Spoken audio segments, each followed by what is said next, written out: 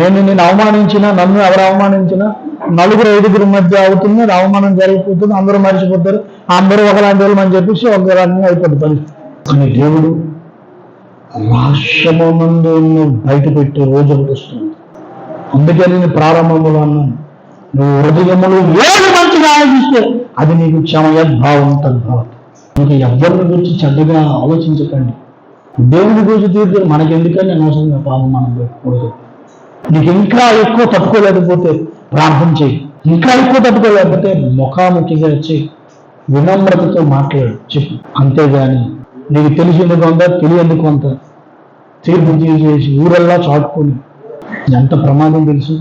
మొట్టమొదటిసారి నీకు నష్టం, నువ్వు మనశాంతిగా ఉండలేవు ఫస్ట్. రెండోది, నీ సాటి సహోదరుడు నీ సంఘానికి వచ్చి నువ్వు డబ్బు కొట్టుకుంటావు. ఏమంటే ఎన్నో కుటుంబాలు పోతాయి, ఎంతో మంది ఉన్న సత్సంబంధాలు పోతాయి. ఏఎఫ్జిసి పర్లాకిముండి యూట్యూబ్ ఛానల్ని లైక్ చేయండి, సబ్స్క్రైబ్ చేయండి. Thank you.